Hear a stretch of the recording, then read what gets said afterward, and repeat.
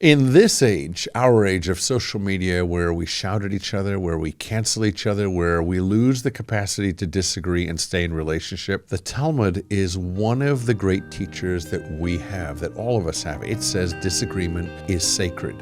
Argument is holy. Two opinions can both be the words of the living God. Whatever you believe or understand about the living God, just consider that notion.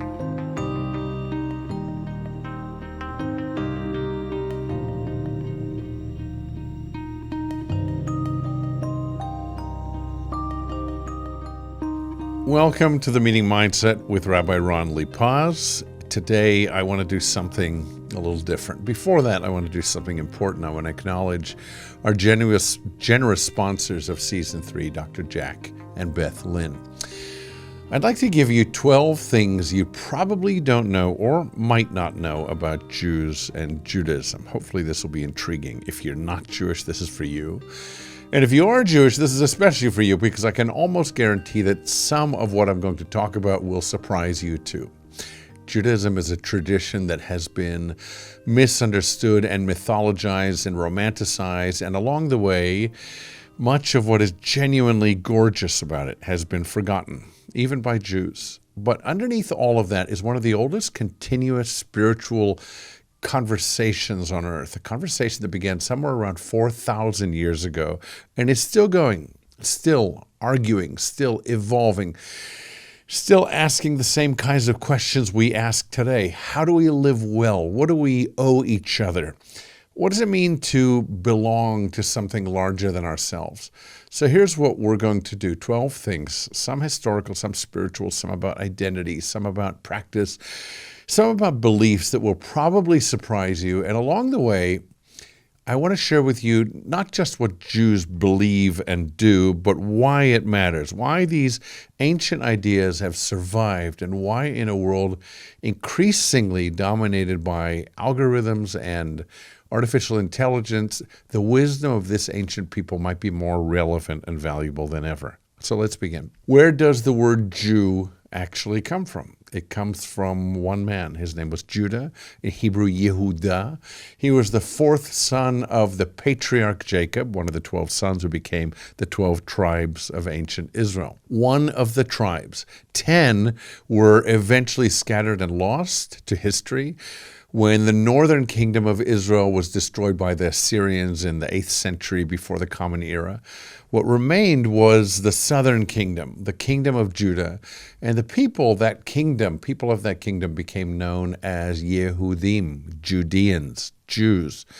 So the word Jew, Yehudi, literally means one from Judah. But here's what's beautiful about that name. Yehudah in Hebrew comes from the root lehodot, which means to give thanks, to acknowledge.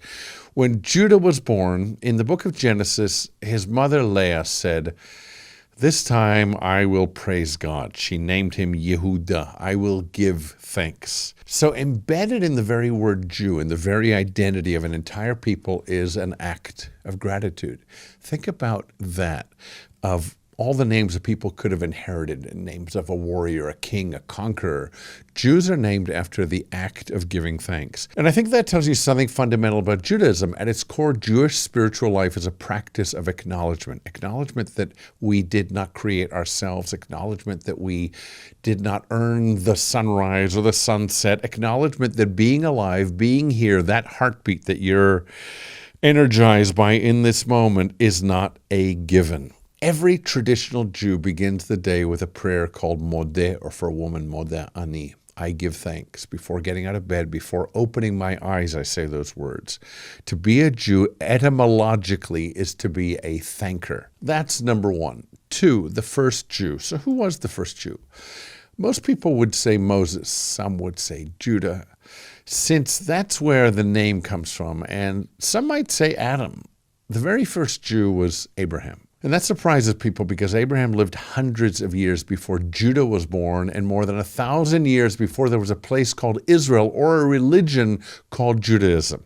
So how's Abraham the first Jew? Well, because Abraham was the first person in our tradition to make a choice. The story in Genesis is striking. God doesn't appear to Abraham in a burst of fire. There's no miracle. There's no sign in the sky. God simply speaks. Lech lecha, the Hebrew words, go forth from your land, from your birthplace, from your parents, your father's home, to a land that I will show you. And Abraham goes, and that's the beginning of this story. He leaves behind everything familiar, his geography, his family, his inherited gods, and he walks into the unknown on the basis of an idea, a calling. The idea is that there's one God and one moral source, one unifying intelligence behind all of creation. That moment, that walking out, that's the founding act of Jewish identity. And notice what it tells us. Judaism doesn't begin with a temple. It doesn't begin with the law. It doesn't begin with a holy book. It begins with a journey, a person willing to leave certainty behind and follow conviction, which is why in our tradition, Jewish identity has always been less about bloodline and more about covenant. A Jew is someone who, like Abraham, has said yes to something, yes to one God, yes to ethical monotheism, yes to moral responsibility, yes to being part of a story larger than oneself. That's number two. Number three, the scattering, what's called the diaspora. For most of Jewish history, most of it, Jews have not only lived in the land of Israel, they've lived elsewhere also. They've lived everywhere else, essentially. The diaspora, from the Greek word meaning scattering, refers to the dispersion of the Jews around the world after the destruction of the Second Temple in the Roman era, the year 70 of the Common Era. Many Jews were scattered throughout the Roman Empire and beyond. Eventually, Jewish communities they formed in places as far-reaching as Iraq, as Yemen, as India, China, Ethiopia, Spain, Germany, Poland, Morocco, the Americas, and yes, of course, in the land of Israel. Now, the popular narrative is that the diaspora was a tragedy, an exile, a punishment. And it was, in part. Jews were expelled. Jews were persecuted. Jews lost languages, communities, sometimes entire lineages. But here's what I want you to consider.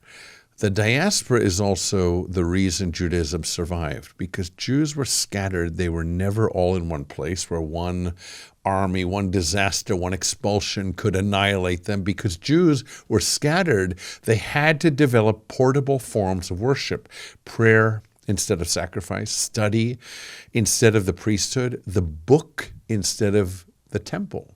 Because Jews were scattered, they absorbed and contributed to the cultures around them, becoming uniquely positioned to translate between civilizations. In a sense, the diaspora made the Jewish people who they are, a people whose spiritual homeland is Israel, but whose home is a text. A people whose identity is carried not in a place, but in a conversation that has continued unbroken for 2,000 years. That's something extraordinary. And in a world in which so many of us feel uprooted, displaced, in transit, the Jewish experience, I think, has something important to teach. That's number three. Number four, the black coats. The black hats, the long coats. If ever you've seen the ultra-Jewish man, the ultra-Orthodox Jewish man, I should say, the long black coat, the wide-brimmed black hat, sometimes a fur hat called a shtreimel, you might assume you're looking at something biblical, something ancient, something that goes back thousands and thousands of years that is quintessentially Jewish. Well, no, you're not. What you're looking at is essentially 18th century Polish and Lithuanian aristocratic dress. The black kaftan, the broad hat, the formal coat, these were the clothes of the nobility in the regions of Eastern Europe where the Hasidic movement was born in the 1700s. Jewish men in those communities adopted that style of dress because it was the dress of the cultured class, the respected class, the learned class, the class that took dignity seriously. And then, and this is the fascinating part, as the rest of Europe modernized, as fashion shifted, as the world moved on, these Jewish communities didn't. They held on to that style. They sanctified it. It became a way of saying, we don't move with the trends, we move with eternity. So today when you see a Hasidic Jew dressed that way, you're not looking at something biblical Israel. You're looking at a preserved piece of 18th century Eastern European culture carried forward as a celebration, a deliberate statement of community. Why does this matter? Well, because it tells us something about how religious identity actually works. Tradition is not always what we think it is. Sometimes what feels eternal is actually quite recent. And sometimes what looks as resistance to change is its own kind of cultural treasure. I personally find Hasidic dress dignified and meaningful. But I want you to see it for what it actually is, a beautiful, deliberate choice to hold an aspect of time and culture in place. That's number 4. Number 5, what a Jew looks like. Well, Jewish diversity. When most non-Jews picture a Jew, they tend to picture one specific kind, that man I just described. Let's say pale skin, Eastern European features, maybe with a particular accent or inflection in their voice. This is one kind of Jew, the Ashkenazi, the Jew that's descended from communities that flourished in Germany and France and Poland and Russia, in the rest of Eastern Europe. They became the largest Jewish population in the world by the 20th century, but they are not and never were the only kind of Jews. There are Sephardi Jews descended from the great Jewish communities of Spain and Portugal who were expelled in the 15th century and who were dispersed across the Mediterranean, North Africa, the Ottoman Empire, and the Netherlands. They have their own pronunciation of Hebrew, their own liturgy, their own melodies, their own cuisine, their own music. There are Mizrahi Jews. These are Jews of the Middle East and North Africa. Iraqi Jews, Yemenite Jews, Persian Jews, Moroccan Jews, Egyptian Jews. Communities that lived continuously in those lands for 2,500 years. Most between 850,000 and 1 million of them were expelled or forced to flee Muslim lands in the 20th century. There are Ethiopian Jews, Beta Yisrael, whose tradition holds that they descend from the meeting of King Solomon and the Queen of Sheba. There are Bukhari Jews, Bukharian Jews, Indian Jews, Chinese Jews, mountain Jews from the Caucasus. I visited their community in the beautiful Red Town, as it's known, in Azerbaijan. And then there are the Jews, like many in my own congregation, who are converts, who married in, whose children carry many heritages as once. Judaism is not a race. Judaism is not a single ethnic group. Judaism is a people bound together by covenant, by shared text, by shared practice. And that people has always been and remains gloriously diverse. If you've only ever pictured one face of Judaism, you've been missing most of it. That's number 5. Number 6, I'll say it's the book of arguments, the Talmud. If I asked most people to name the holy book of Judaism, you'd say, it's the Hebrew Bible, the Old Testament, the Torah, the Tanakh. Well, it's true, but it's only, I'll say, half of the answer. Judaism has essentially 2 scriptures. There's the written scripture, the Torah, the 5 books of Moses, and the rest of the Hebrew Bible. And there is the oral Torah, a vast body of teachings. When I say vast, this is teaching, interpretation, legal reasoning that was transmitted orally for centuries before becoming written down. The oral Torah was eventually completed. It was compiled into a work known as the Talmud.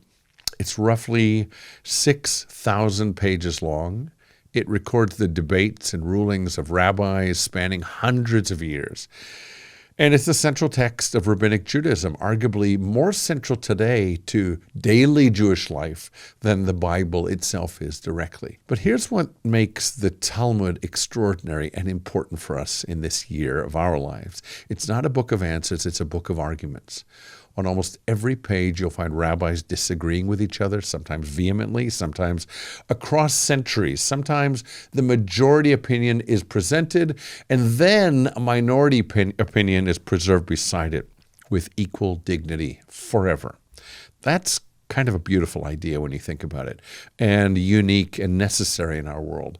There's a famous passage in which 2 schools The school of Hillel and the school of Shammai, two great schools, disagree about almost everything for generations. And in the end, the rabbis declare both of these, and these, I should say more accurately to the Hebrew, both these and these are the words of the living God. Think about that in terms of what it means to be endlessly curious and open to the wrong idea as possibly being right and valuable. Both opinions, both schools, both right, both valued and preserved. This is the heart of Jewish intellectual life. Truth is not handed down. Truth is worked out in community through argument across generations. In this age, our age of social media, where we shout at each other, where we cancel each other, where we lose the capacity to disagree and stay in relationship, the Talmud is one of the great teachers that we have, that all of us have. It says disagreement is sacred. Argument is holy. Two opinions can both be the words of the living God. Whatever you believe or understand about the living God, just consider that notion. That's number 6. Number 7, Tikkun Olam. You may have heard this phrase. It's become very popular. It's a slogan in liberal Judaism, liberal Jewish circles, and beyond. It's usually translated as repairing the world, and it's been adopted to mean something like social justice and activism and service, making the world a better place. And that's true, and it's beautiful, and it's not exactly wrong, but it's also not where the phrase actually comes from. The beach cleanup, an aspect, we could say, of Tikkun Olam, originated somewhere else with different meaning. Tikkun Olam in its original setting comes from 16th century Jewish mysticism, from the Kabbalists of Tzfat in the land of Israel, specifically from the teachings of a great mystic called Isaac Luria. In Luria's mystical cosmology, the act of creation involved a catastrophe. God's infinite light was poured into vessels, and the vessels shattered, sparks of the divine light scattered throughout the material world, hidden in everything around us. The job of human beings then, and particularly of the Jews, is to gather those sparks, to release them, to return them to their source. That's Tikkun Olam, the cosmic repair of a broken creation. So Tikkun Olam is not originally about volunteering at a soup kitchen. It's about the recognition that the world we live in is broken, and that every ethical act, every kind word, every righteous deed releases a hidden spark of holiness back into the universe. It doesn't contradict modern activism, but it deepens it. It says, when you do good in this world, you're not just being nice, you're participating in repair of creation itself. You're doing cosmic work. I think that's a more powerful framing, and I think it's something modern people in a time of social fracture and spiritual disorientation need to hear. The world is not whole. Your small acts of goodness are not small. That's number 7. Number 8, Shabbat, the Sabbath. Most people think of the Jewish Sabbath as a day of rest, and it is, but that misses what it actually is. The Sabbath is not a vacation. We're not vacating. It's not a recovery day. It's not a Sunday brunch. The Sabbath is a protest. For one full day, from sundown Friday to sundown Saturday, traditional Jews stop working. They stop spending, they stop driving, they stop using screens, they stop creating, they stop, period. And in stopping, they make a radical claim. They say, my worth is not what I produce. We say, my value is not what I earn. My identity is not my output. In the ancient world, the idea of a weekly day off was revolutionary. Slaves did not get days off. Workers did not get days off. The Roman world, in that world, they thought it was lazy and bizarre that Jews refused to work one day in 7. But here's what's stunning. 3,000 years later, the entire industrial world has adopted some version of Shabbat. 2 days off, 1 day off, Saturday, Sunday, the Sabbath. It mutated its form, it's conquered global civilization. And yet most of us no longer rest on those days. We work on our phones, we answer emails, we optimize our weekends like we optimize any other weekday. We don't really stop. The Jewish Sabbath says, actually stop for 1 day. Let the phone die. Let the inbox sit. Let the world spin without you. In an age of artificial intelligence where machines never rest, where the algorithm never sleeps, where everything is always optimizing, the Sabbath is more radical than ever. It says you are not a machine. You're a soul, and souls need to stop. That's number 8. Number 9 is kosher. Most people know that Jews don't eat pork. Some people know that Jews don't mix meat and milk, meat and dairy. A few people know that Jews don't eat shellfish, but it's maybe less understood why, the reasoning. The popular explanations are usually some version of health and hygiene. Pork carries trichinosis, shellfish spoils quickly, and the laws were practical adaptations to a hot climate. These explanations are appealing. They're also almost certainly wrong. If health were really the reason, Jews would have stopped keeping kosher when refrigeration was invented. They didn't. And many of the kosher laws were nothing to do with hygiene at all, like waiting hours between eating meat and dairy. So what is kosher actually about? It's about consciousness. Judaism takes one of the most basic human mammal acts, eating 3 or more times a day for an entire lifetime, and turns it into a moment of awareness, of asking, where did this come from? Was the animal treated with the dignity owed to a living creature? Is this an act I can do with full integrity, or is this just mindless consumption? The laws of kosher slaughter are remarkably specific, designed to minimize the animal's suffering, conducted by a trained professional. A professional with religious obligation. The separation of meat and dairy traces back to the biblical prohibition against boiling a kid and its mother's milk, seen to be an act of cruelty. And it's a verse interpreted as a refusal to mix the symbol of life with the symbol of death. The point of kosher is not the food. The point of kosher is you, what kind of human being you are. 3 times a day or more when no one is watching. What does it mean to eat as a sacred act? In a culture of fast food, of mindless scrolling while we eat, of disconnecting from the source of our nourishment, keeping kosher in some form is a profound act of mindfulness. That's number 9. Number 10, chosen, the chosen people. This is one of the most misunderstood ideas in all of Judaism, and it's been weaponized, sometimes by anti-Semites, sometimes even by Jews themselves for thousands of years. When Jews say we are the chosen people, what we do not mean is that we are better, and what we do not mean is that we are favored, and what we do not mean is that we're more loved by God than any other people, or that other peoples are somehow less worthy. What we do mean, and what the text actually says, is that we were chosen for a task. The biblical phrase is Am Segula, a treasured people, but the function is unmistakable. We were chosen to be a light to the nations, to carry an ethical message into the world, to bring monotheism, the dignity of every human being, the sanctity of life, the rule of law, and the weekly Sabbath to a world that did not have those precious things. Being chosen in the Jewish tradition is not a privilege, it's a burden. It's an obligation. The rabbis say that when God offered the Torah to other nations first, they all refused because they wouldn't accept the responsibility that only Israel said yes to. And being chosen has not historically been comfortable. It's meant centuries of persecution. It's meant being a target. It's meant carrying a message the world often did not want to hear. I sometimes joke with my congregation. If anyone else wants to be chosen, please let me know. We'll be happy to help arrange the paperwork. The job is open. To be chosen is to be assigned, not elevated, not preferred, assigned. It's in the deepest sense a calling to live a particular life, to carry a particular message, to be witnesses to something larger than ourselves. That's number 10. Number 11, what comes in the afterlife? Most people raised in Christian or Muslim cultures assume that the afterlife is the central drama of religious life. Heaven, hell, paradise, damnation, judgment day, eternal reward, or eternal punishment. Judaism is strikingly almost silent on this.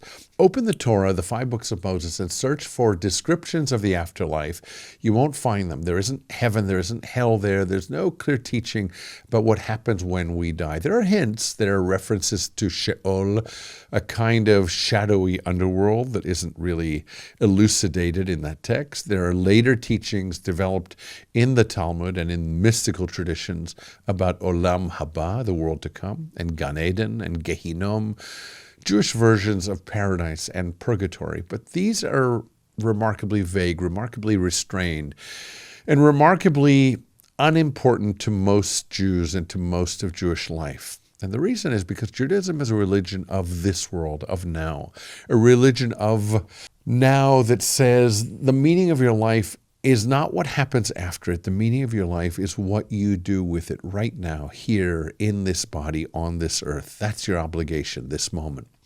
When a Jew is dying, we don't typically ask them to confess their sins to ensure a good afterlife. We ask them to forgive and be forgiven, to make peace with the people they love, and to say goodbye. Judaism isn't unconcerned with what happens after death, but it refuses to make this life a waiting room.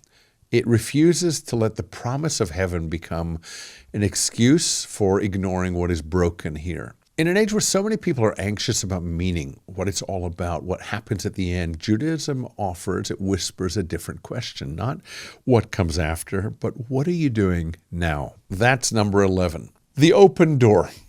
Converts. Throughout this conversation, I've been describing Judaism as a people, as a tradition, as a covenant, and one of the most beautiful and least understood facts about Judaism is this: you can join. Anyone can become a Jew if they're sincere. Anyone of any background, any race, any nationality, any prior religion, with sincerity, with study, with commitment, a person can become a Jew by choice. And once they do, they're not a second-class Jew. They're not a lesser Jew. They are a full Jew. The Hebrew Bible takes converts seriously. Ruth, the great-grandmother of King David, was a Moabite. She converted. Her famous words are some of the most beloved in our tradition. Wherever you go, I will go. Your people will be my people. Your God will be my God. Her story is read every year in synagogues around the world. The greatest king in Jewish history descends from a convert. There's a teaching in the Talmud that converts are more beloved than any born in the faith. And why? Because of choice. So important in Judaism, because they choose, because they didn't just inherit, they decided. They went through what Abraham went through. They left a familiar world and they walked into a new one. I have personally welcomed many people into Jewish life over my years as a rabbi. Some had no Jewish heritage at all. Some married into Jewish families.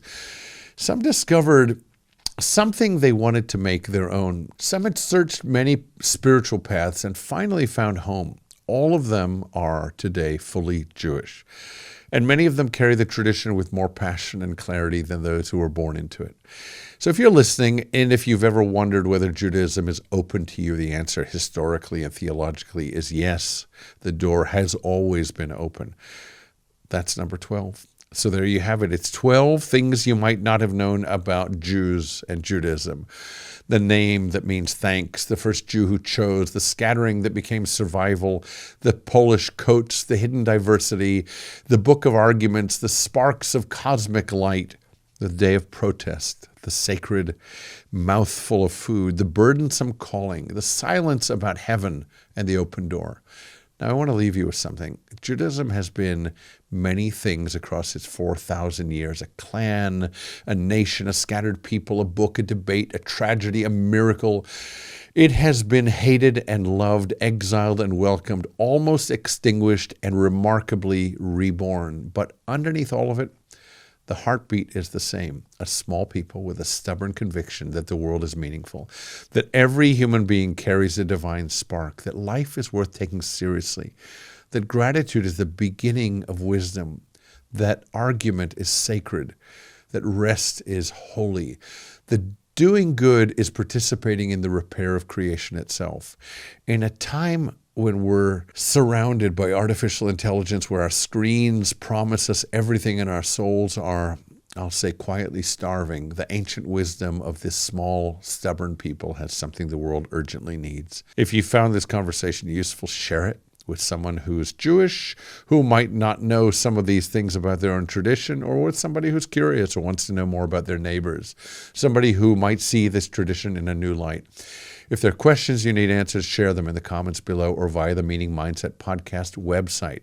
And come back next week for another conversation about the meaning we make of our lives, these lives we are gifted.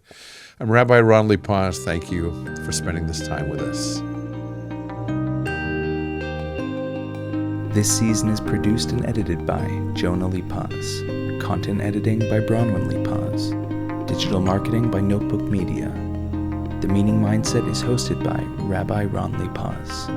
Find us wherever you find your podcasts.